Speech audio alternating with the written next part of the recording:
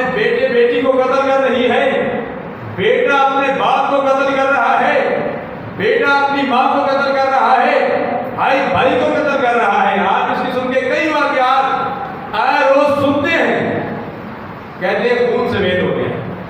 آئے روز اس قسم کے کئی واقعات سنتے ہیں۔ پھر یہ سیلاب نہ آئے، پھر آسمان نہ پھٹے تو پھر کیا پھٹے؟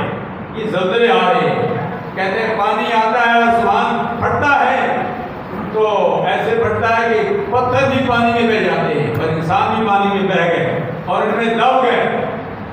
اللہ کی بارگاہ میں رب ذوالجلال کی بارگاہ میں عرض کرتا ہوں، بلکہ پوری قوم کی طرف بالخصوص جامع مسجد خشوع مدینہ کی طرف سے، یا الہ العالمین ہم اجتماعی طور پر توبہ کرتے ہیں، یا الہ العالمین ہمارے گناہوں سے درگزر فرما دے، یا الہ العالمین یہ عذاب کی صورت میں نہ بنانا، اگر آزمائش ہے تو یا الہ العالمین ہم آزمائش کے قابل نہیں ہیں۔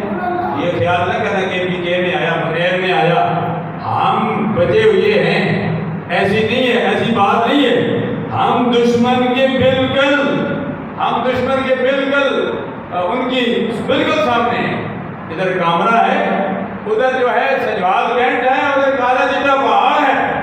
اپنے آپ کو محفوظ نہ سمجھو، دشمن کی ہٹ لسٹ میں ہم ہیں، ہم اٹک والے، اب بالکل ہم درمیان میں۔ رب سے بارگاہ میں دعا کیا کرو۔ اب جب انڈیا کی جنگ ہوئی تھی نا، انڈیا کی جنگ شروع ہوئی تھی پاکستان کے ساتھ، پاکستان نے تو اس کو ناکو چنے جواب دیے ایک دن میں۔